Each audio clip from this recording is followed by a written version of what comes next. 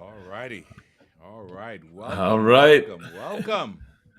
Hey, it's good to be here, my friend. Yes, Doc, welcome back home. Man, listen, thank you for your prayers. We just had a wonderful, man, listen, I had a wonderful time, though. I'm not going to lie to you, Doc Wade. We had a good time. We had a good time. But it's good to be back here. Um, you know, what can I say, man? It was an experience of a lifetime. Wow. And by God's grace, we were able to enjoy it. So, Man, hey, just I something to the crowd, man. If you have a chance to go, go listen, see the Holy Land, you man. planted a seed. PRT in the Holy Land. Yes, sir. So we've got to make that happen. That made that happen. So we are so glad that you're back safely. We were praying for God to return you back to us, and we're glad that you're here. And I know you're having some issues with the jet lag. Is that what I heard? Listen, let me tell you something. It is 7 hours. It's a 7 hour difference, right? So right now, the real time, Pastor Wade, is 11 o'clock. That's the real time, 11:08. So I read somewhere that for every hour, it takes a day for you to get back to Mm, your normal time zone. So I 7 hours, so I think I'm on my second day. So it's gonna take me 5 days. So listen, if you see me going like this yeah. on the Pastors Roundtable, it's not because the conversation is boring. We have a good conversation Oh today. yes. Oh It's just yes. because of the jet lag. That's right. That's right. That's right. And listen, some of you are probably wondering, where is our third compadre? Where is Dr. Anselm Paul? He actually is on assignment. That's right. He is definitely participating with the Southern Union leadership training that they're having with the student leadership training. So he's there, and we are just so excited that he is able to participate. He was going to try and join us, but he realizes that the connection is not going to be the best. So Okay. he said to go on without him. So we're just so glad. Listen, we are so happy to have with us none other one of our favorite PRT members from the Twin Island of Trinidad and Tobago. Mom, it's so good to have Mom in the group How you doing, today. Mom? And Listen, we appreciate Mom. Mom is she's a part of the team, Raj. I mean, if it yes, wasn't for her, we yes. wouldn't have a team, right? That is so true. And we are glad to have Sister Cheryl Johnson with us from Las Vegas. She is a true and tried member of the team also. And I And also listen, see Sister Jennifer. Listen, Sister Jennifer has been with us from the beginning. She was with Yes. us from the beginning. So she is one of those foundational members, one of the founders. I say a founding member, a charter member. So it's nice to see her also on the Yes, line yes, yes, today. yes. Hey, listen, Pastor Wade, we got to share this feed, right? I guess, Hmm. this is a good conversation we're having today. And we'll get into it and introduce it. But even right now, we can share, and share. Listen, the information that's happening on the Pastors Roundtable is information that is pertinent, information that's relevant, is real. It gives you resources. And so, Yes. again, you want to share this feed with somebody else to Yes, you let them do. know what's happening here at the Yes, you do. Pastors Yes, you do. Roundtable. Yes, you do. Listen, we are in the midst of our Religious Liberty series. Religious Liberty series. Man, what a month we've been having. We talked about the freedom of conscience the first weekend, and the second weekend we talked about national Christian nationalism. And today, oh my goodness, today we're about to jump into the deep end. Listen, I guess you're pointing to me and you're asking me what's on the table. Is that what you're saying, Pastor Wade? We're about to go to the deep end. Dr. Henry, share with us what's on the table today. All right. Look, Religious Liberty Series, powerful topics that we're introducing every week. And today we're dealing with the separation between church and state. What does this mean? Why is that important? What's the perspective of Adventism on this topic? And Pastor Wade, we have a good meal here, but I want to know who's around the table. Who's at the table, Pastor Wade? Wow. Yes, definitely. We scoured the land far and near. And when we were talking about this topic, I know the preacher. I've heard of him. He has been sharing during the COVID time. He was sharing online, and he is well versed in it. Matter of fact, he loved the topic so much as a preacher, he decided he's going to go get a degree in it. So he has gone to school for law and constitutional law at that too. So he is not just bringing us a perspective from the lawyer, but he will be bringing us a perspective from the Word of God as a pastor dealing with this topic. And I speak none other than Pastor Kerwin Jones, who served as the PAL, the Public Affairs and Religious Liberty Director for the Southwest Region Conference, and he is now pastoring. Not only pastored there, he's also pastoring now in the Texas Conference while at school. So we are so glad to have Pastor Jones with us, and we're going to bring him on at this time. Pastor Jones, welcome. Yes, sir. Glad to be here with you all. All right. Awesome. Yes, sir. Awesome, Yes, sir. Awesome. Well, Pastor Jones, listen, we just gave a little bit about you. Why don't you introduce yourself to the folks who are listening, looking, and share with them what you would like them to know? Yeah. I've been introduced as Pastor Kerwin Jones here in Houston, Texas.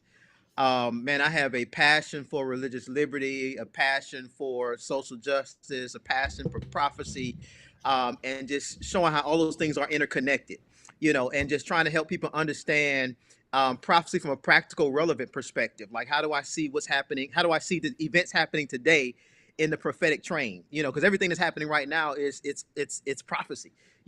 And so as opposed to looking for an event to happen, we're living in it right now.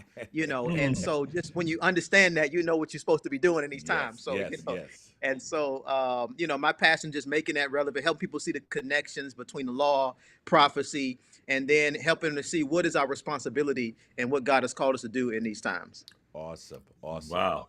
Well, we're excited to have you with us. And so, Dr. Henry, pray so we can jump right on in.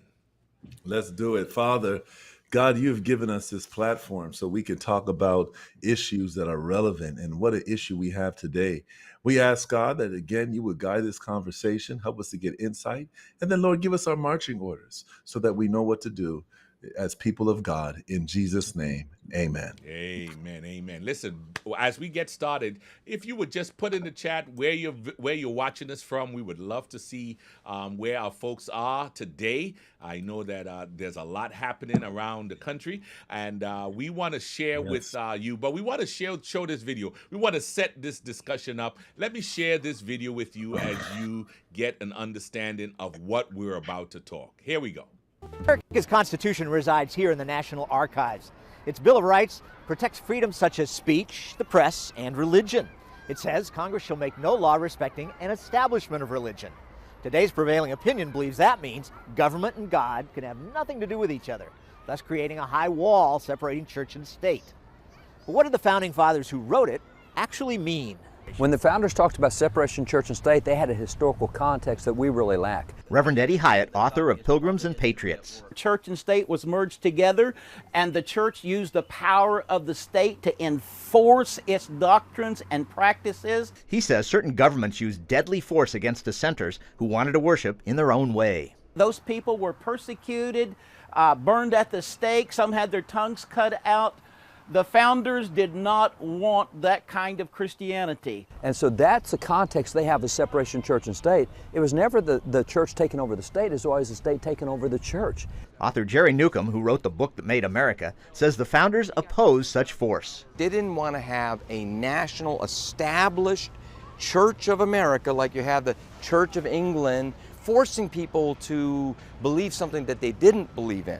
Thomas Jefferson wrote to worried pastors in a famous 1802 letter assuring them government wouldn't interfere with their faith. Because there's a wall of separation between church and state.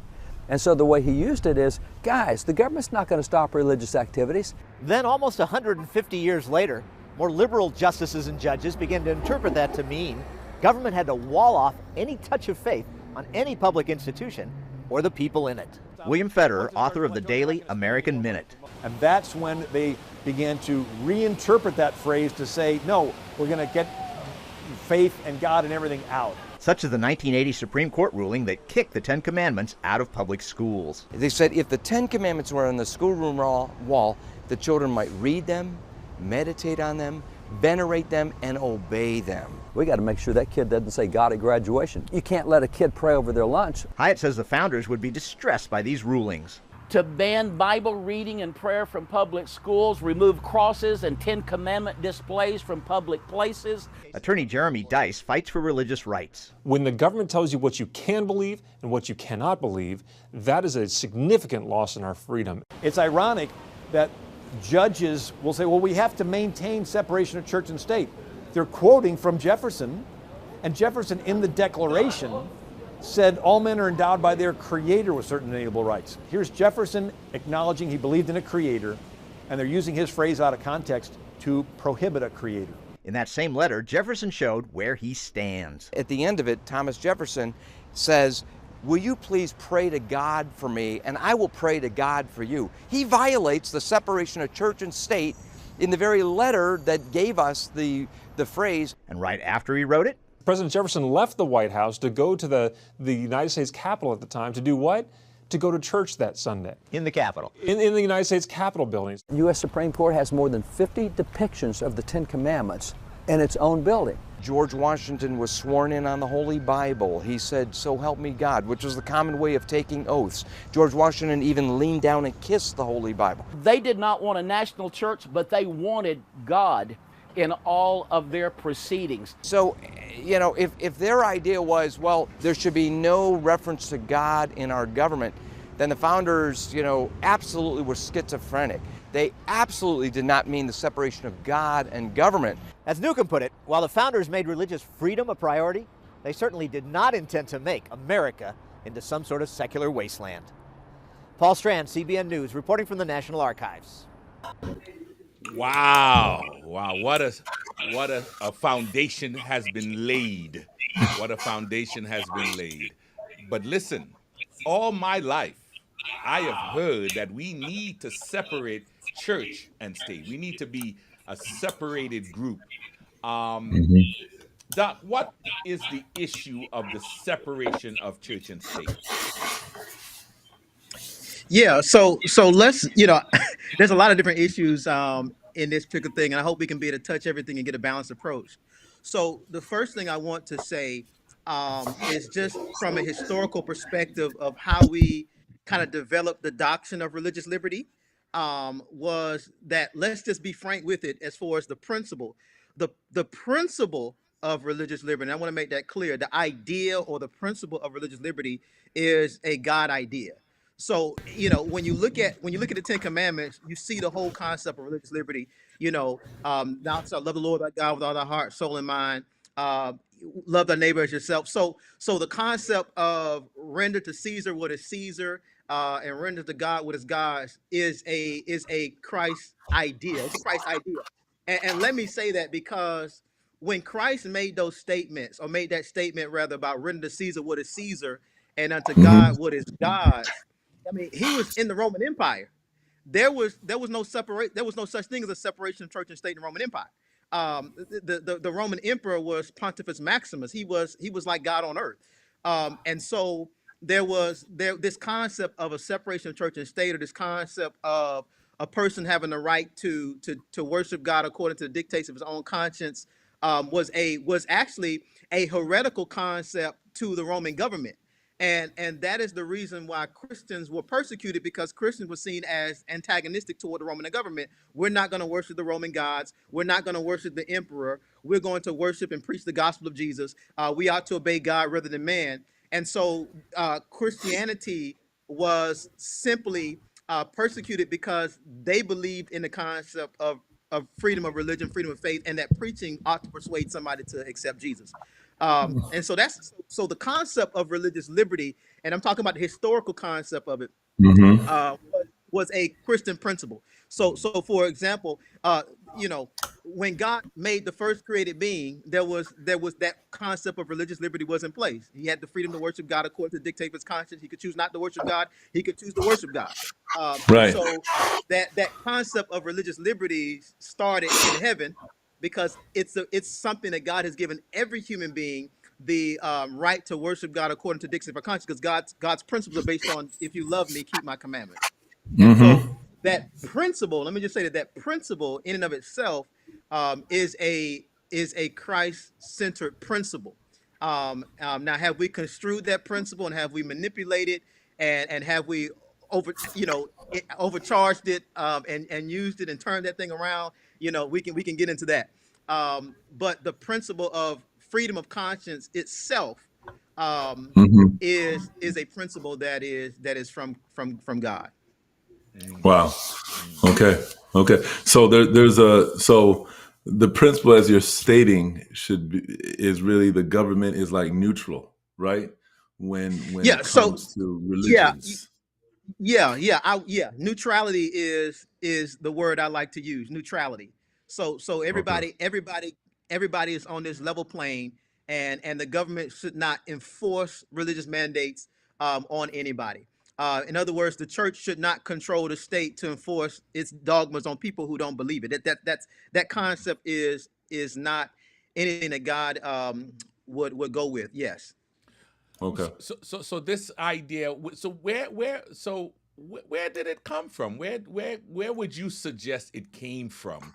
That especially I was born at 70 Adventist. I'm a third generation Adventist, and I've always heard we don't get involved in the government. We don't get involved in politics. And so when I see people running for government or working for doing, I sometimes begin to say, but wait a minute, that shouldn't be us. But I'm actually being taught differently now. But share with us, where did that come from? Were we afraid that the government was going to do something? Where did that come from? Yeah. So first of all, historically Adventism was they would speak out against issues in the government when it came to union of church and state. I mean, they would there was a Supreme Court decision in 1892 called Church of the Holy Trinity versus the United States, where the Supreme Court Justice Brewer said this is a Christian nation. He made that statement, and he began to say it's in all of our laws and all our institutions. He took that principle and he said, "Hey, look, this is a Christian nation." And the Adventist Church actually responded and said, "No, that's not. This is not a Christian. This is not a Christian nation by law." Now, let me just say this: there's a difference between Christian principle being Uh-huh. in the framework of the government and a Christian nation. Mm. Those are two different things. And so the Christian principle says that this cannot be a Christian nation by law, because God will not approve of any earthly theocracy. And so, any, let me just say this: any theocracy or theocratic government, that means that the church controls the state. Any earthly theocracy is satanic. The only theocracy that the world has ever had was when God called Israel as a nation, and He was Himself king of the nation. That's the Yeah. only theocracy that ever existed. And if and so that was a theocracy. God was still, matter of fact, remember, they asked for a king. They said, "Let us have a Yeah. king," right? And Samuel was like crying. He was mad. He was like, "God, they don't like me. They don't want me to be the judge." God was like, "Hold up, let me just tell you something, Samuel. They ain't got a problem with you. They got a problem with me. They don't want me to be king over them. That's the real issue." He said, "I'm gonna give them a king. I'm gonna let them have one." But even though God gave them a king, it was still God's kingdom. Mm. All right. Mm-hmm. Okay. Matter of Okay. fact, uh, matter of fact, I'm going to. This was in First Chronicles chapter 29, verse 23, it says when Solomon took over the kingdom of after David, it says 1 Chronicles 29 verse 23 says, then Solomon sat on the throne of the Lord as king instead of David his father, and prospered, and all them and all Israel obeyed him. And so even though Solomon was sitting on the throne, it was still considered God's throne. It was his kingdom. And so and when God said, you know what, Zedekiah was like, God, I ain't gonna follow you. I'm gonna do my own thing. I'm not gonna believe Jeremiah. I'm not gonna follow the word. Then Ezekiel had these words here. Here's what Ezekiel wrote. Ezekiel said, thou profane, wicked prince of Israel, whose day is come when iniquity shall have an end. Thus said the Lord God, remove the diadem, take off the crown. This shall not be the same. Exalt him that is low, and abase him that is high. I will overturn, and it shall be no more until he comes whose right it is, and I will give it to him. So when God said those words, he basically said Israel was already being taken into captivity by Babylon. It was overturned when the Medes and Persians came in. It was overturned again when the Greeks came in. It was overturned again when the Romans came in. And God said, it shall be no more till he comes whose right it is. And when Christ came, right, he said, what did he say? He said, my kingdom is not of this world. He Come said, on, no more. man. Yes, sir. He ain't doing that no more. Y'all don't know how to handle this business. I'm taking it in my hand. And when I come back the second time, then I will reestablish the theocracy. But until then, every other theocracy owned by anybody else is satanic. Wow. Mercy. And listen, wait a minute. Hold on. But you breaking this thing down, man. No, you breaking this thing down from a biblical perspective, man. You started in the garden, Doc. You started in the garden, and you walked us through the principles of this separation in church and state. And I think that, listen, if you all that are watching, man, listen, I'm telling you, share this feed, because we're going deeper. We are going deeper. So I like Pastor Wade asked the question, right? And I'm with him because, growing up too, I mean, I heard, listen, hey, it's not only is this separation of church and state, meaning, that the government definitely should be neutral, but it also is kind of like discouraging people to run for office. And we were kind of like discouraged because they took this philosophy, this principle of church and state, and they expanded it to don't even get involved, right? And it moved from don't run for office, and not only don't run for office, but guess what? You don't have to vote. You don't have to vote, and I know, don't march, right? And I like how you kind of presented your bio a little bit, your CV, and you told us those 3 areas that you're involved in. So again, let me ask this question. It's based on those principles. Again, you're breaking this thing down, man. I want to be a part of your class. I want to be a part of your class. So is there a need? And I think you kind of addressed it. Is there a need for the separation of church and state? And you kind of addressed that. But how involved should we be in the government and government issues? Yeah, go ahead. Yeah, so let's look at this. See, people take this thing and they run with it, right? So we're supposed to be people of Revelation and Daniel, right? Right. Where was Daniel? Daniel was in the government, right? And he did his thing until it interfered with his religious faith. When they made a decree that he should worship Darius for 30 days, he was like, I can't do that. Now I'm gonna do everything else that you asked me to do, but when it comes to that, I can't, because that interferes with my relationship with God, my religious liberty. And so Daniel teaches us that God is looking for people in the last days who are in high government positions, who can have influence. But when it's time to stand up for religious liberty, you stand up for it. You just don't, you can look, Paul said, I got people in Caesar's household, in Nero's household, that's holding to the gospel. And so how people going to tell us we can't be involved when God had Christians in Caesar's household and Daniel was in the court? Daniel could have turned in his tags and said, look, man, I ain't doing this no more. I'm going to be a regular citizen in the empire. He wasn't no slave at that time. That man was up at the top of the kingdom. Look, he stayed there because that's where God placed him. God placed him in the government. He stayed there. And when the government went against God, he said, went against the principles of religious liberty, he said, I can't follow it. I can't do it. But he stayed faithful to God. And guess what? God delivered him from the lion's den to show that governments are not to have authority over the conscience, even though we are to obey the government. We are to obey the government as long as it didn't interfere with our relationship or our religious liberty. But Daniel was faithful in everything else. He had no fault. And so they said, we got to find something against this God. We got to interfere with his religious liberty. And when they tried that, he was like, look, I did everything civil right. I did my civil duty. I serve under the king. But when it comes to my faith, I'm not going to compromise that. And he wasn't trying to impose his faith on anybody else. He was just being who he was. And that's the difference. Wow. Wow.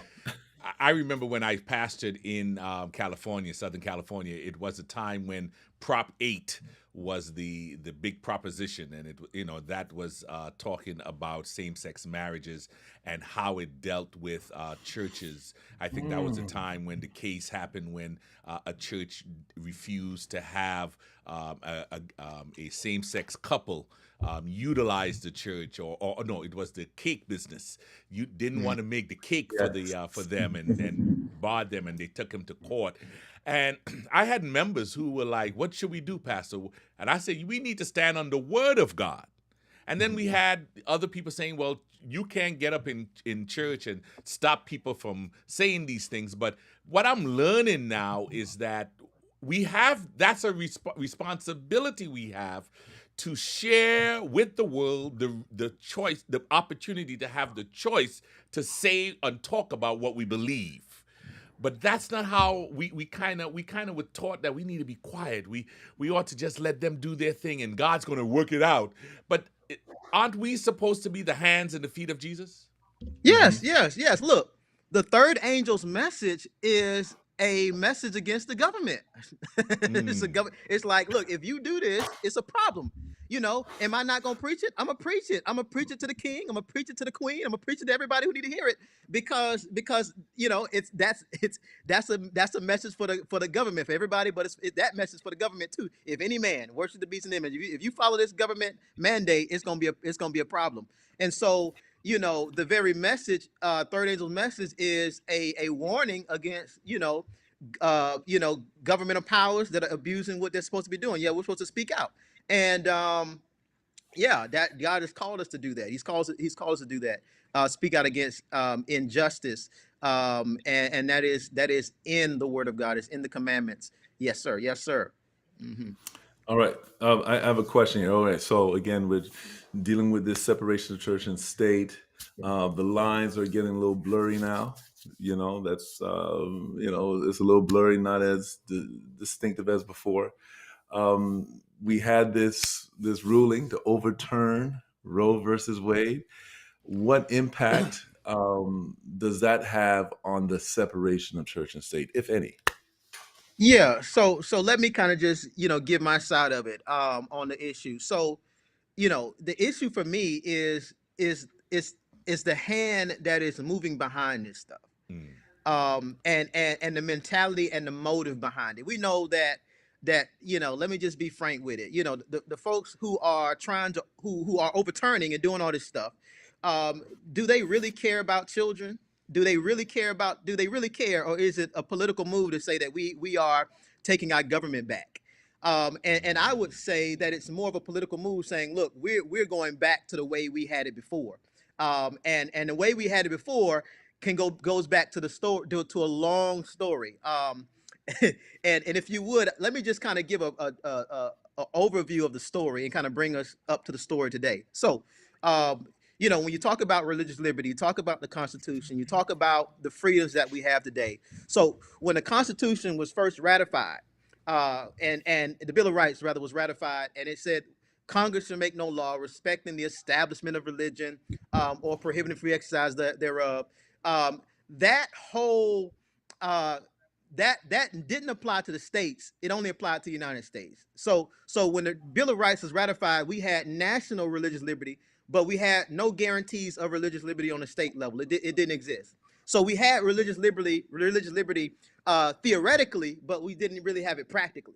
All right. So what happens is you have this, these issues taking place. Specifically, there were two issues that were kind of left alone when the Constitution was ratified. There was state religions. They didn't bother state religions because they specifically said Congress shall make no law when they could have said states shall make no laws. The second thing that they left untouched was slavery. So I want you to see this. These two things went hand in hand: state religions and slavery. Those are two things that were left free: state religions and slavery. All right. So what happens is you have these issues come up. You have Dred Scott, the Dred Scott case. Dred Scott goes to the Supreme Court, and he's suing for his freedom.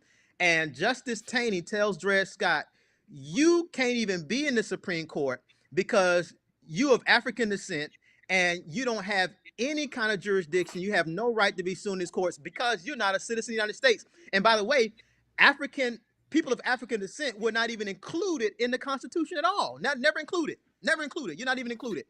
And so what happens is that leads to what we know as the Civil War. Civil War gets ripe over the issue of slavery. Was supposed to be over the issue of slavery, then became the issue of preserving the Union. After the Civil War, all right, you had these 3 amendments that were passed. The 13th Amendment, which was supposed to abolish slavery. You had the 14th Amendment, all right, which was supposed to overturn the Dred Scott case, saying that black folks or people of African descent were not citizens.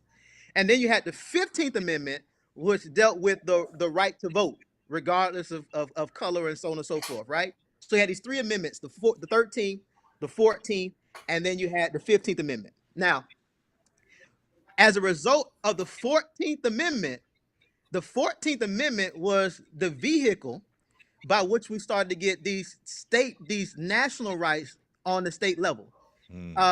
That was the vehicle. So it was the vehicle through which we start having. So now, because of the 14th Amendment, it's not just Congress shall make no law respecting the establishment of religion, but it's now states shall make no law respecting the establishment of religion. But that all came on the back of the 14th Amendment, which also came on the back of the issues of slavery, on the backs of black folks, for freedom. And so, in other words, what I'm trying to say here, there is a connection between the issue of slavery and the 14th Amendment being passed, and then religious liberty becoming not just a theoretical component, but now also a practical component, because of that, now it's on the national level, but also on the state level. All right. So what I'm saying is this: the same people who wanted to hold people in slavery are the same people who wanted to take away folks' civil and religious liberty. All right. The same people who had that mindset of slavery are the same people who did not want black folks to have civil or religious liberty. All right. So when black folks, so I want you to see, it's the mindset that mindset is the same. So the people who didn't want black folks to have civil and religious liberty, it's all interconnected. It's all interconnected. So what I'm saying is this whole Christian nationalist movement that is trying to take us back to the old days, trying to overturn Roe versus Wade, trying to bring this nation back to a Christian nation, is that same old Confederate mindset that existed that still exists today. It's that same old Confederate mindset. The two go hand in hand. And so what I'm saying is so I know it was a lot in a little bit of time because I'm trying to share a lot with an hour's workshop. But what I'm saying is it's the same. Take your time.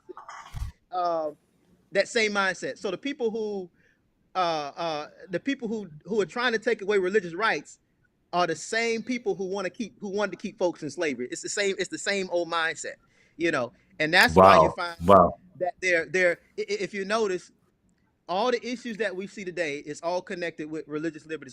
They're all interconnected. They're all interconnected. And so you'll see voter suppression. You'll see people trying to take away your rights, your citizenship rights, trying to keep you from being citizens.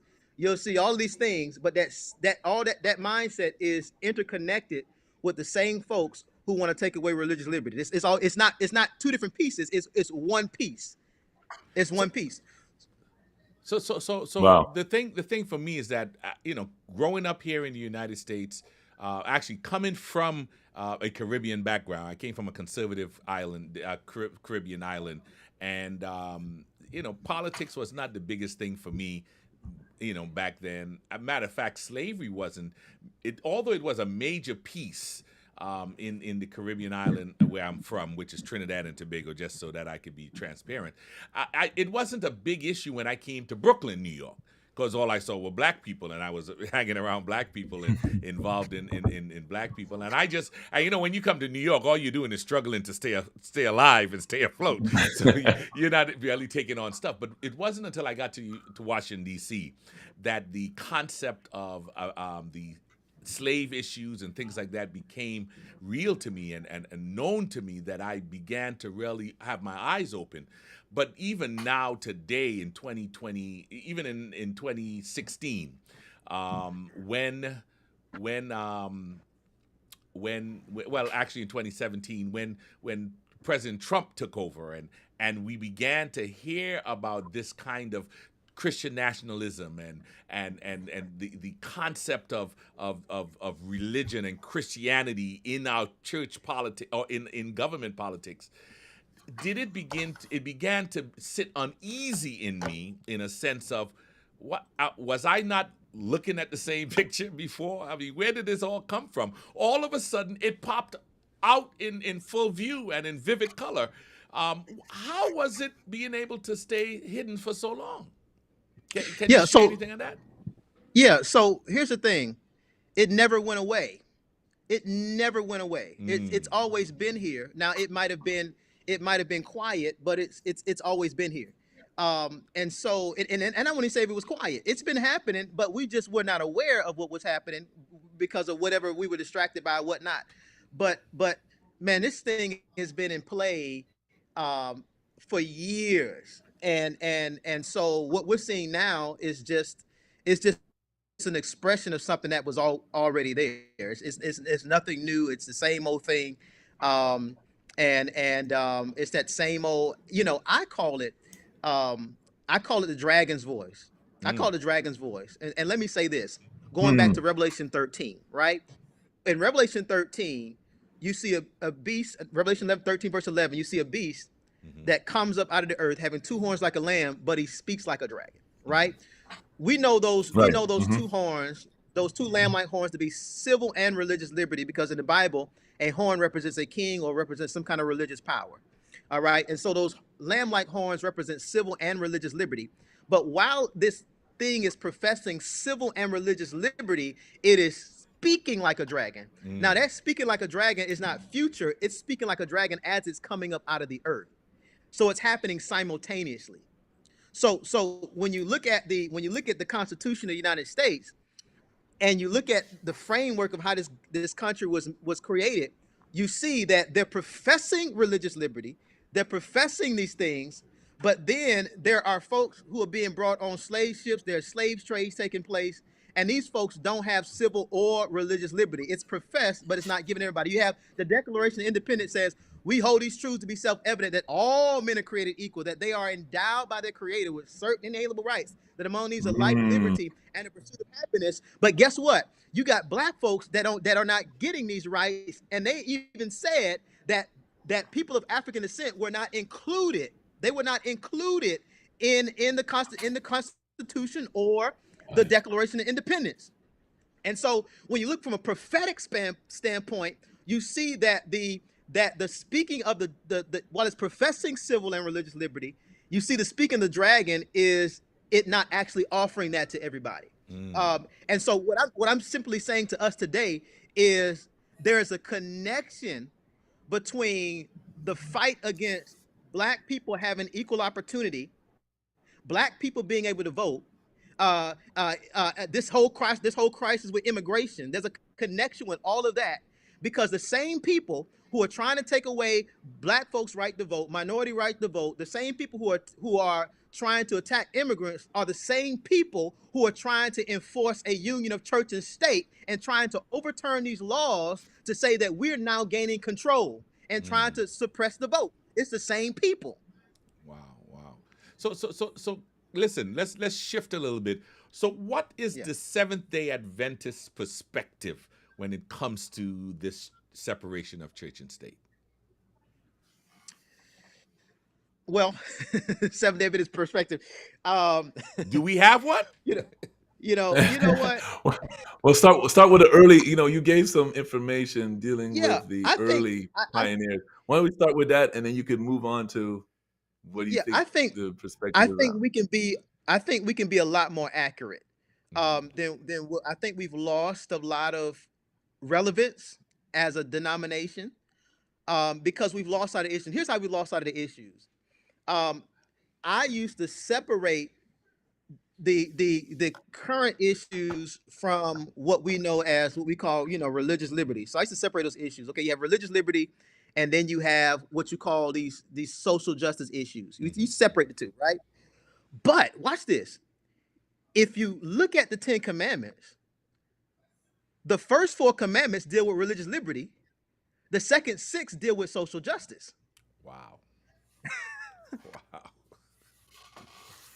Wow. Okay. Okay. Yeah, y'all follow Okay, me? break. So you can't separate the two issues because Wow. it's one. So the fight for social justice is the fight for religious liberty Mhm. because it's the same fight. Wow. And, All right. and so what we've done, we've dichotomized this stuff, not recognizing that when I'm fighting for one, I'm fighting for the other. Because if I try to take the rights of minorities, then I'm fighting against my own religious rights at the same time. And when I fight for the rights of minorities, then I'm fighting for religious liberty and I'm fighting for my rights. Why? Because the same people who want to take away the rights of minorities and people of color are the same people who want to have a union of church and state. It's the same exact people. There's no difference. Mm. Mm. Mm. As you So go ahead, No, I was just Pastor. going. I was just going to add, man. As you're sharing there, I remember participating in the protests against the killing of George Floyd, and some Right. people were against us going out there, especially on the Sabbath. But as you were sharing there, if we protest that, we are then we are also lifting up the concept that everyone is equal, is created equal. And, Yes. and and and we're beginning to really cross over. We thought it was just social justice, but it's really religious liberty that we're involved. Yes. Yes, I see it. Yes. So so I love so it. so so the way to see the prophetic spin is not to see them separate, but as one. So Mm. everything we've been seeing from the the cold killing of black bodies, from just this rhetoric from the president the previous president that we had, all this stuff was connected because let me just say this. See, what people don't realize is that history repeats itself. Mm. So Mm-hmm. so let me go back a little bit back to the back to the fourth century, right? Christianity was under persecution. All right. Then you had this politician by the name of Constantine who saw these Christians as a way of getting control of the empire. If I can Mm. get the Christians on my side, then I can be sole emperor. Y'all follow me? Mm-hmm. So for him, Christianity was a way of getting a nationalized Christianity was a way of him getting political height and political credibility and becoming sole emperor. And so this whole use of I'm going to support the Christian right, that's just a move to say I want to get what I want. I want to be in charge. I want to dominate. I want to be an emperor. I want to be a king. It's the Wow. same old mindset. It hasn't changed. And Mm-hmm. watch this. What happened with Constantine? Constantine made a deal with the Christians of his day, those Christians who wanted earthly power and who wanted a theocracy. And what did he do? That's what started the whole thing of the Dark Ages because Constantine was able to get the Christians to join with the empire and start this imperial religion, and it just brought us where we are today. So we see the same principles. Politicians do the same thing. Look, I see what the people want. I'm going to please my base. But what I really want is I want the power, and I'm going to give them what they want. They want a union of church and state. I'm going to give them that. And so what I'm going to do is I'm going to do everything in my power to make sure that they get what they want, and they'll support me no matter if I'm a criminal, if I'm a thug, if I'm a killer, if I'm a murderer. It Wow. doesn't matter as long as I give them what they want. By the way, Wow. Constantine was all of that. He was a thug. He was a killer. He was a murderer. Matter of fact, on his deathbed, he thought somebody poisoned him. He wrote a letter and said, "Kill the man that poisoned me." I mean, and so, you see these repeats of history. And so what I'm saying is we're living in the prophetic moment even now. And I think we lose when we separate social justice, we separate religious liberty, we lose sight of the events that we see taking place today is, in fact, religious liberty issues. Wow. Wow. Let me ask this question. When we started, because you mentioned something earlier on about the church, the early Adventism, when we first started out. Based on your research, your study, what was our posture? And you did mention a quote where they talked about this nation being a Christian nation. But along with that, what was the pioneers' posture as it relates to the what we're talking about now? What was their posture? As far as like social justice issues and those kind of things. Social justice issues, separation in church and state. What was their posture when we first started? The involvement of the church in government affairs. Yeah, now I'm not a super deep historian on that. I can stay in my lane on that, but I do know that again, the church would speak out. Matter of fact, Ellen White made a statement that we shouldn't sit back quietly and just watch our rights be taken away. That our job is to preserve those rights, and that angel that says hold these four winds is that's our job. We got to say hold the four winds to the service of God sitting in the forehead. So we are to fight for justice, fight for the rights, fight for religious liberty. I do know that a lot of the pioneers were abolitionists. And let me just say this: when they tried to take the message down, even during the Millerite movement, when they tried to take the message down to the South, the South did. The South said, "Y'all, yeah, we're not accepting the message because we want our slaves, and your message will tell the slaves that they can be free." And so the South actually rejected the first angel's message, and they were like, "Nah, we ain't taking this thing because we understand what it will mean. Because when you look at the message, it puts us all on an equal level because it says worship Him that made heaven and earth and the sea and the fountains of waters. That whole creation, Um, and I think if we understand the Sabbath is all about putting everybody on an equal plane. While professing religious liberty, it also puts everybody on an equal plane and says, hey, we got to fight for everybody's rights, everybody's, equality. And so, now were there struggles and were there challenges? Yes. There were times where A.T. Jones was speaking out against, certain issues that were going on, and he had no support. Now this is in his earlier days when he was doing American Sentinel and all those kind of things. He had no support. People were like not even reading his stuff or even circulating it at all. And that was a problem. And so I think the church has always had a struggle with really, you know, living this thing up. Not really valuing religious liberty at its holistic, holistic piece. I think we're doing some things, but I think we can do it. We can do a lot better, and I believe God will give us more insight, especially as we get closer to the end. One of our viewers added this: when pastors are invited to the White House, do any of the SDA pastors go to discuss social issues or religious issues? Do you know? Are we involved that much in it, or is it because we have this kind of veiled stance of being separate that we really don't get involved to that level? Yeah, well, from my understanding, I don't work in the North American division, but I do believe that they have some involvement there. So I don't want to say that we're not and then we are because I don't know all the details, but I do know that there are. I know there's some folks who are who are standing up for justice and social justice issues and so on and so forth. And I don't have all the details, so I would hate to say we're not and then we are, but I do think that we can do a better job. And I think let me just say this.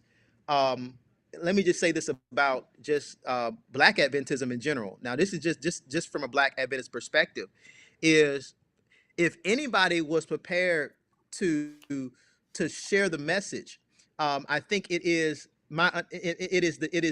the Black Adventists. Let me tell you why. Because people of African descent in this country already know what it's like not to have civil or religious liberty. We already, our ancestors experienced that. They didn't have civil or religious liberty, and so we know what it will be like when you have a union of church and state because we already experienced the slavery, and so having had that experience, having dealt with oppression, dealing with Jim Crow and dealing with black codes and dealing with all these things, I think that we're prepared to say, hey, you don't want to have a union of church and state because I'm telling you it's not going to be what you think it is. um and so, separation of church and state in the sense of not allowing the state to control the church to control the state. Let me say that. It's really the church controlling the state more than it is the state controlling the church. Um, when you talk about a union of church and state, but it's definitely something that will definitely destroy and demise the country to its totality. Now, are we going in that direction? Yes, we're going in that direction. Have we completely gotten there? No, but what we're looking at happening in our country today, we're trending in that direction very quickly. As far as when we talk about a union of church and state, and it's being pushed, it's being made known. Look at the Supreme Court. Look at the Supreme Court rulings. Look at. Let me just talk about this one case real quick. You remember when Trump had that what you call that Muslim, that it was really a Muslim ban. Yeah, that's what it really was. That's what he said. Um, and he was tweeting out stuff about Muslims killing folks and all kind of stuff like that. And so we know what was the mindset behind that ban. It was animus toward religion. All right, but yet in Trump versus Hawaii, which is a case in 2018, he got a pass by the Supreme Court to say, hey, he as long as it's under national security, he can discriminate. He can discriminate as long as it's under national security. And so basically, he got a pass to discriminate against people based on their religion as long as he used national security. And so my thing is, okay, so now you set a precedence where a sitting president can discriminate against religion if he uses national security to do it. Or if I just use the term, if I have a neutral bill that says national security, a facially neutral bill that says national security, but I can target people, but just don't say it in the bill, then I can get away with it. Wow, wow. So let me bring this. I mean, in the times we're living in today, I just saw Monique Francois join us from London, UK. The United Kingdom just lost their monarch. And if you really dig into the monarchy and things like that, you realize they were also not just the head of state, but they were also the head of the church. Yes. And so, when we don't have that here, the president is not the head of the church. We talked about it not the government not establishing a religion, but you made a comment that we're heading in that direction. We're heading in the United States is heading in a direction where the state is going to dictate to the church how to behave, how to act, those kinds of things. The question I want to have is, are other countries in the world that have this connection between the church and state, are they giving us any forewarnings or signs that we should really be looking out to so that we are not caught off guard or surprised when it does come down? Yeah. So let me just say this. So when you look at the framework of our government, our government is based on representation, right? And so the people vote, they have representatives and so on and so forth. So it's a when I say Republican form of government, I'm not talking about the Republican Party. I'm talking about a government by representation, because we don't have a democracy where everybody literally goes. It's you have representatives. So the people are supposed to are technically governing themselves by way of representation. All right. That is really the best form of government by representation. Because when you have a monarchical government, then you have too much power consolidated in one man. And the problem in England was that back in the day, the king could be Catholic one day, that king dies, then there's a Protestant king, and then that king dies, and then there's a Catholic queen, and she kills everybody. That queen dies, and then the Protestant sister comes up and she reigns. She brings peace, and then and so there was instability in the government when you had so much power consolidated in one person, right?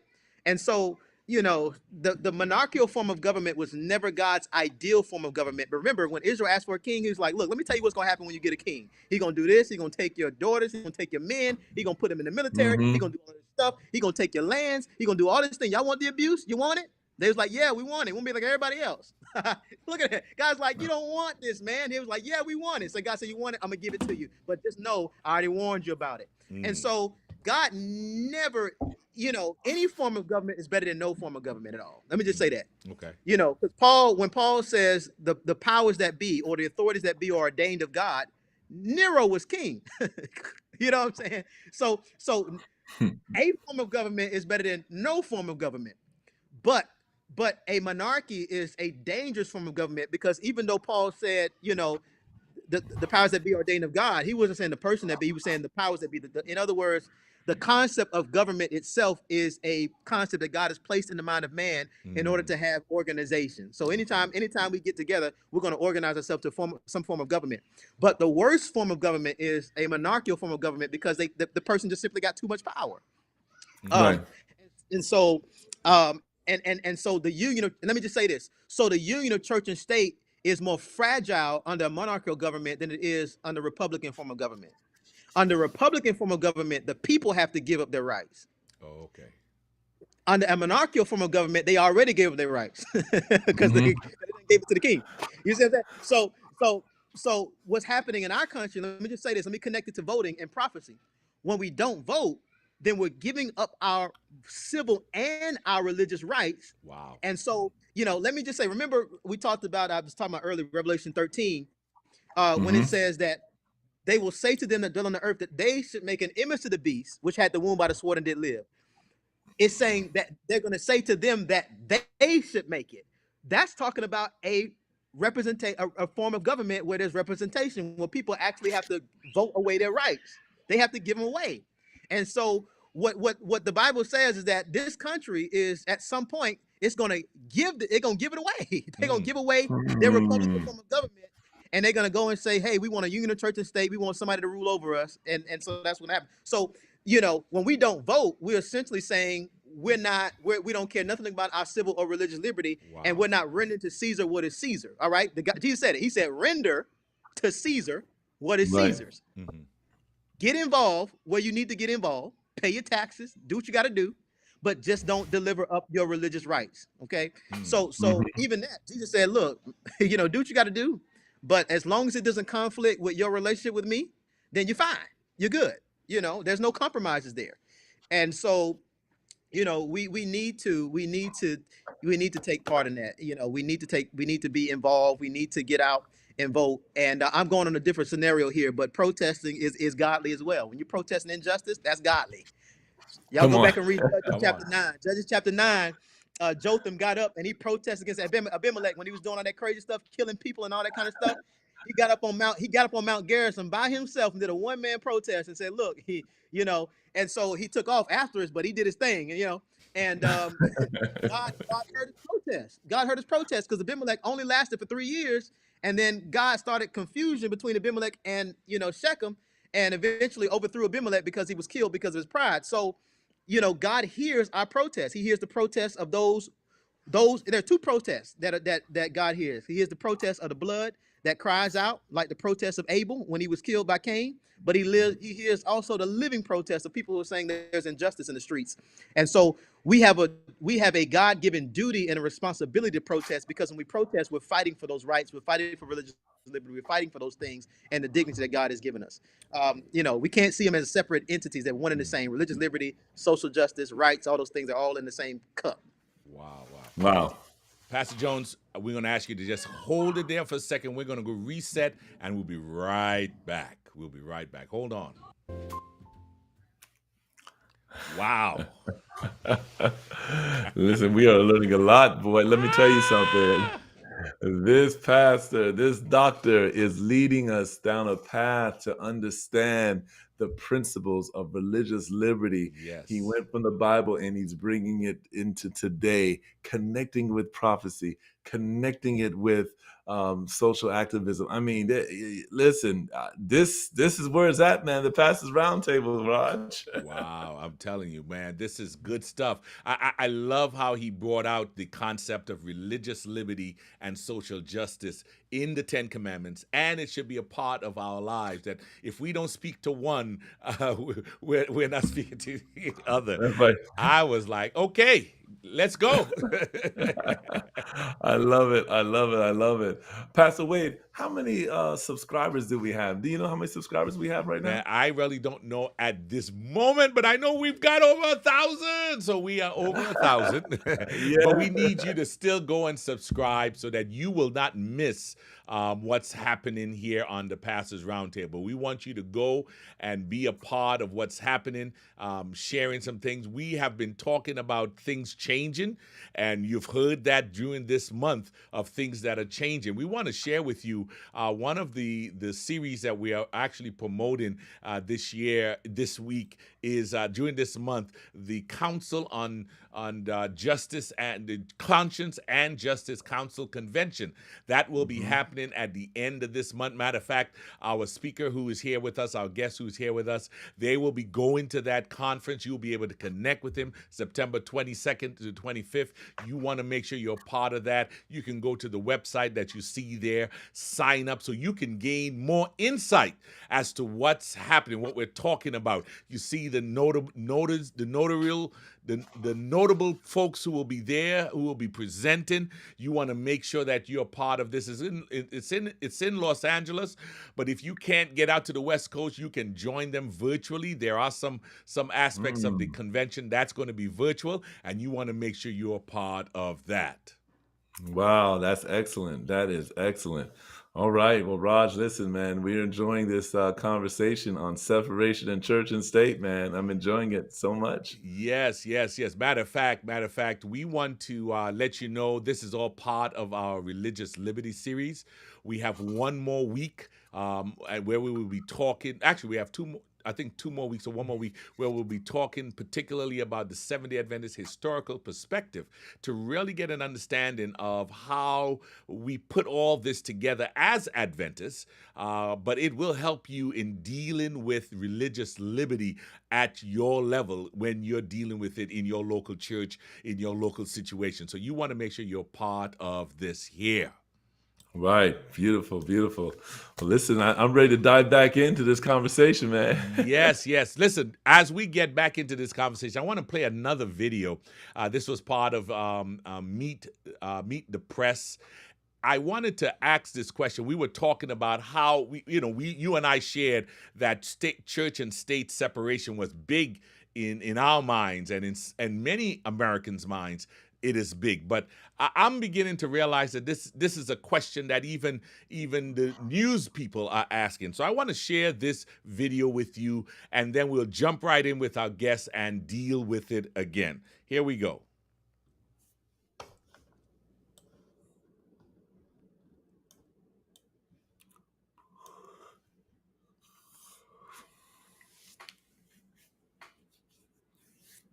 There's some sound.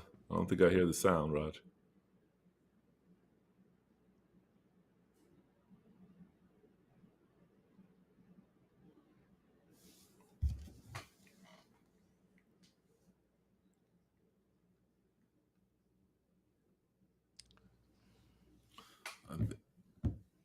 Yeah, the sound.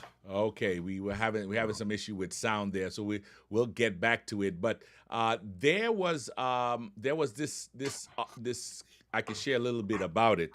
There was this discussion that they had at Meet the Press, and the folks on there shared that the idea of separation of church and state is not prevalent in our society. It's big in our minds, but it is not big in reality. In other words, we talk about it, but it's not really practiced in our culture, in our church, in our work, in our laws. It's not really practiced. But yet, still, when it comes up, we want to make that the big issue. Pastor Jones, can you help us in understanding a little bit about why this perception seems to still have life? Yeah. So let me talk about. So let me get a little bit deeper into the separate church. There's so many nuances, and there's so many different belief systems and stuff like that. But I think there's a balanced approach. So when you talk about union of church and state, it culminates in the church controlling the state and dictating to people what they ought to believe, persecution, all those kind of things, right? But let me just say this now, and I want to go biblical because I want people to kind of see it. So you hear separation of church and state, but yet we have chaplains, right? We have a Senate chaplain, right? Matter of fact, we have a Seventh-day Adventist Senate chaplain, right? So who we believe God placed there for a reason, right? And so Mhm. when you talk about separation of church and state, and I want to be very sensitive to this, it doesn't mean that you can't have any kind of religion at all in the state. It can't be enforced, but it can be there. It can be proclaimed, but it can't be enforced. And I want to be gentle when I say that. And I want to say that because, like I say, we have chaplains, we have Mhm. chaplains in the government, God fearing chaplains. We got you know, but there should be no discrimination. And when I say no discrimination, I mean there should be some kind of level of neutrality. That means that we don't single out Christianity for favors. You follow what I'm Mm, saying? mhm, mhm. Even Mm. when we get tax exempts, churches get tax exempt status, but they're not singled out to get tax exempt status. They get tax exempt status with other nonprofit organizations. Y'all follow what I'm saying? Right. And so Okay. separation of church and state does not mean animus toward religion. It means more of neutrality. I want to just say that so we can have a balanced approach. Because some people they go all off and say, you know what? We shouldn't have chaplains in the Senate. We shouldn't have Right. chaplains in House of Representatives. We shouldn't have chaplains in the Army. But that's just not realistic. That's just not realistic. But Mm. there should be applications of doctrines of neutrality. That means that you don't discriminate on people based on their religious persuasions. All right. So in other words, that should be more of the approach. So the concept of no religion at all, get rid of the state chaplains, get rid of the Senate chaplains, get rid of all of this altogether, may not be totally balanced. Now, when you start enforcing these things on people, then that's when you come into a problem. But clearly, I say this: there were at times, even by Nebuchadnezzar, after Mhm. he saw the deliverance of the children of Israel, of the three Hebrew boys from the fiery furnace, or when he saw, Yep. or when Darius saw Daniel Yeah. delivered from the lion's den, there was some proclamation. They was like, "Look, your God is real." Like, yo, I ain't never seen this before. Your God is real, and they Mm, mhm. proclaimed it like, man, that guy right there. I ain't never seen this before. I ain't never seen no deliverance like this before. Yeah, yeah, yeah. This is for real. But did Nebuchadnezzar have the right to enforce religion on those who were under his government? No, he didn't have that right. So I think there's a balanced Mm-mm. approach, and I want to say that because we can't say religion out altogether and then believe that chaplains of the Senate and chaplains of the House of Representatives is okay. So there has to be a balance. Mm. Yeah, and Let somebody me said let me ask rogue. this question. Oh, go ahead. Go ahead. Oh, okay. No, I was just saying somebody mentioned. No, go ahead and ask that question. Now maybe we can get into this in a minute.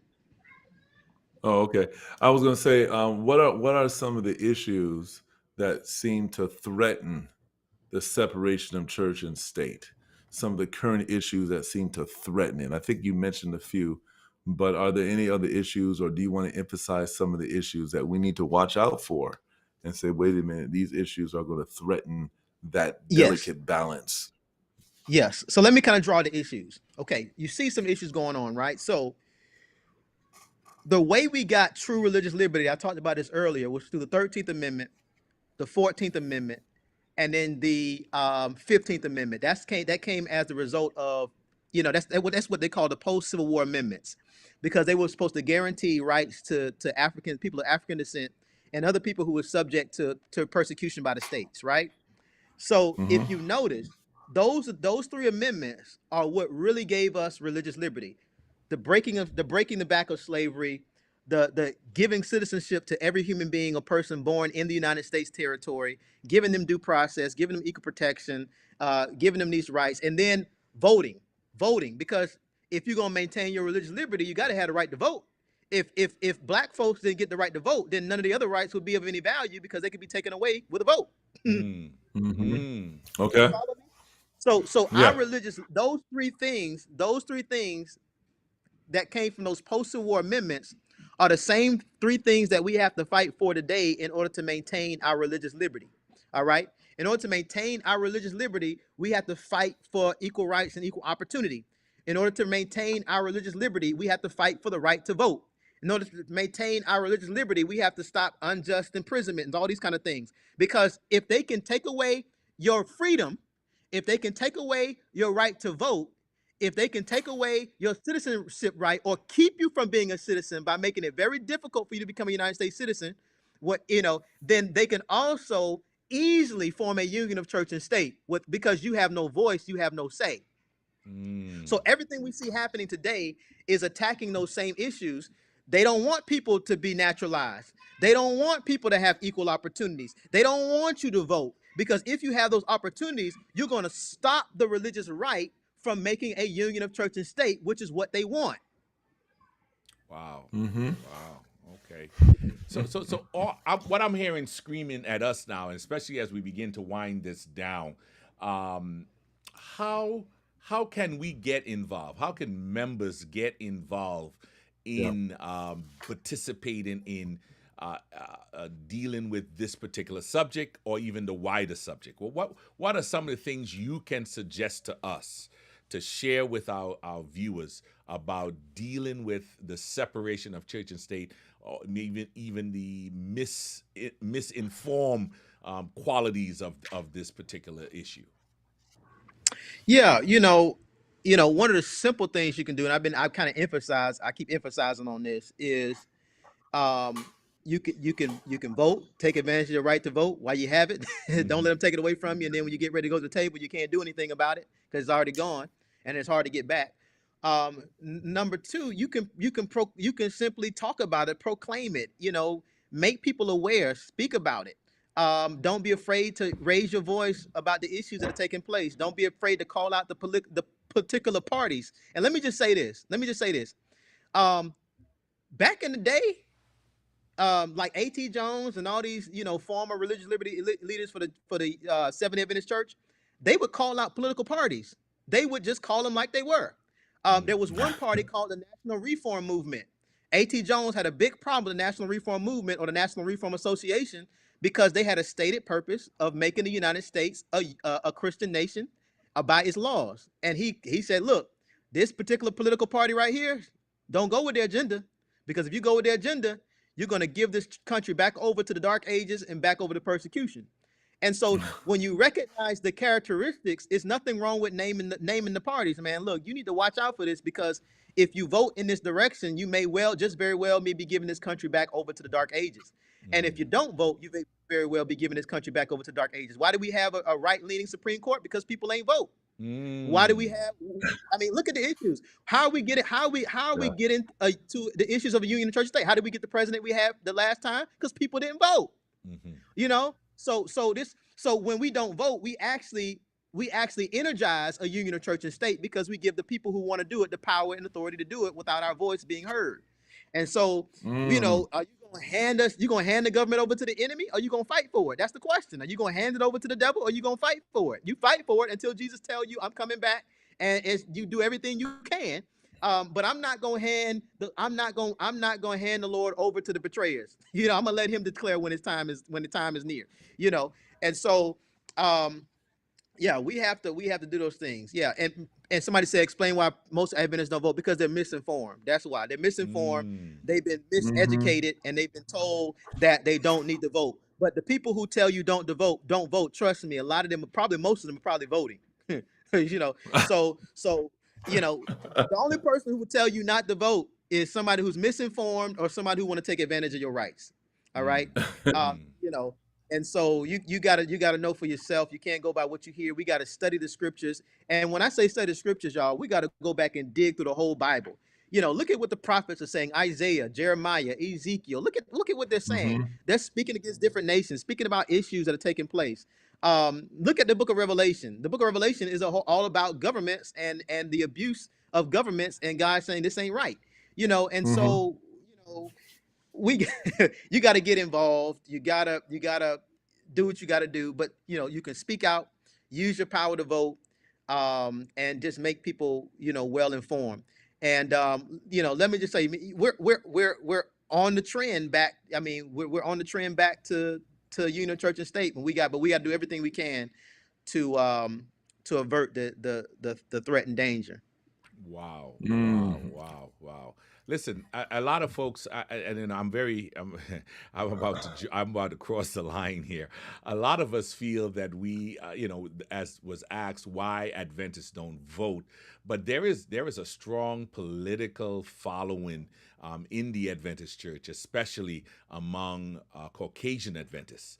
But yet still among African American Adventists, we tend to not want to speak up. We tend not to want to get involved, and sometimes we are that way because our leadership is not pushing us. Our leadership is not speaking out, is not directing us, guiding us. How can some members, where can they go if you know of any place or any resources? Can they go to get educated on the issues that face them? Maybe is there a radio station? Is there a television? Is there a YouTube channel? Where can they go to get the information? Do you have anything like that? Well, I think that you can. Um, Let me just say this. Not don't don't hide away from what's happening. Mm. Open your ears, look at what's going on. You know, I mean, sometimes the internet is a good search and find out, hey, well, how can I get involved in this? How can I do this? Where is this in my state and all that kind of stuff? But get involved in your sphere. Try to widen your sphere. Hmm. And do what you need to do. I know for every person it's a little bit different. But you really need, I believe it starts with informing yourself. Inform yourself, because people are going to challenge your belief system. They're going to challenge what you say. But you got to believe this stuff. You got to believe this stuff. And when you believe it, you can fight against all the miseducation, all the stuff that's going on, and then you can just go forward. You'll find your way. you know but inform yourself. Don't just go by what people say, what people talk about. Inform yourself. And let me just say this. Back to basics. Get into the scriptures. Mm. Read, man. Let that thing get into you, because people will tell you stuff, man, and that stuff all against what the word of God. I mean, the Bible. I mean, look, Yeah. you can't read Daniel and Revelation without coming in conflict with the government. You can't do it. It don't exist. You connected. You're gonna be fighting against it. You're gonna be fighting all kind of stuff. So you got to be involved. Mhm. And so just know what's going on. Inform yourself. Just do what you got to do to get involved. I can't give any specifics, but I just want to say inform yourself. That's the most important thing. Educate yourself, inform yourself, and then go forward in what you can. Well, listen, Pastor Jones, Dr. Jones, Professor Jones, listen, we have enjoyed the conversation today. I mean, taking us through the biblical perspective, letting us know the issues that we're facing today that deal with church and state, and then challenging us, letting us know that we need to get involved. Do not be afraid to get involved. In fact, we have a mandate to get involved so that we can be responsible Christians. I like that. So again, man, thank you for coming on. We're gonna have to have him on again, Pastor Yes, Wade. We yes, got definitely, definitely. it. Yeah, I like that, because we didn't really get time to really unpack that Revelation chapter 13. You hinted around it, you talked about it, but to dive into that thing, man, I would love to hear your perspective on that. And we talked about that lamb-like beast, but what about that's going to speak like a dragon? But let's talk about the image of the beast. Let's talk about Yeah, man. Listen, yeah, I yeah, yeah. good stuff, man. Good stuff. Good stuff. Yes, yes, Amen. Pastor Jones. Thank you so much for joining us, and thank Amen. you for giving us that bridge from the Word of God to the life that we live, Yeah, especially when it comes to the prophetic life. We tend to want to be very nice and what would Jesus do? But you brought the Word today. I must say that. Thank you so much, and we appreciate what you have shared. And I just want to ask one thing: if someone wants to connect with you, how can they Yeah. connect with you to learn some more? Even maybe invite you to come to their church so that you can share. Yes. Yes. yeah. You can. I mean, look me up on Facebook. I got to get. I guess I got to get a website or something so folks. But yeah, you can look me up on Facebook. Kerwin Jones should come up there. It's public. Mhm. It's a public profile. And just reach out to me through Messenger, and whatnot. And yeah, definitely love to connect. But I think that we're living in serious times, and we got to make it clear now. We don't make it clear now, we're going to miss a grand opportunity to be able to make a change. And so the time is now. It is. It's now. Excellent. I don't know. Are you on the part on the side that is planning this convention that's happening at the end of the month. What can you say to our folks about that convention as a Yes. plug? Yeah, let me encourage you. You can still register. You can still come. I think the plane tickets are still cheap. In California, near Los Angeles, I want to invite you to come out. Please come out, be a part of it. Get your soul filled. Come and learn, educate yourself. This is part of the process. Come educate yourself and take the information that you get and use it. Use it. Go out in the community and use it. Connect with people, and teach it, preach it, talk it, and live it. And I believe the Lord will bless you in a mighty way and bless us all in a mighty way. Awesome. And from my understanding, that the speakers and the presenters, they're not just all Adventists. They're coming from different areas, That's right? right. Different, Yes. right? Coming Yes. together with one commonality, and that is to promote social justice, or be conscious of the issues that are taking place within our society and doing something about it, right? That's right. That's right. Correct. So, and I know we said this earlier, but remember the 10 Commandments, religious liberty, and social justice. Yes. The first 4 commandments, religious liberty. The last 6, social justice. They're interconnected. They're not separate. They're one. And so when you do this, when you attend these conventions, when you get involved, you are doing religious liberty. It's one and the same. Excellent. Wow, beautiful. Excellent. So, Pastor Jones, please give our regards to your family. Thank you for thanking them for allowing you to be with us today. And based on what our folks said, they want to have you back. If you enjoyed what you heard today, let Pastor Jones know. Just put it in the chat, thanking him, let him know how much you appreciated what he shared, and we will definitely lock him in again as we continue. Remember that we are having our Religious Liberty series for the rest of this month. We have one more show to come up at the end of this month. Next week is our last week for season 5. We will then take a 2-week break, and then we will start with season 6 on October. I think it's October 15th or the middle of October. You'll hear more about that as we head out to there. But again, thank you for being a part of Pastors Roundtable. We want you to know that you can definitely support us. There are the support information for Pastors Roundtable. We thank you for what you're doing. We thank you, Pastor Jones, for being with us today, and we look forward to seeing you next week, where we will continue to try to strive to make ministry resource relevant. Man, you just said it out of order, Pastor Wayne.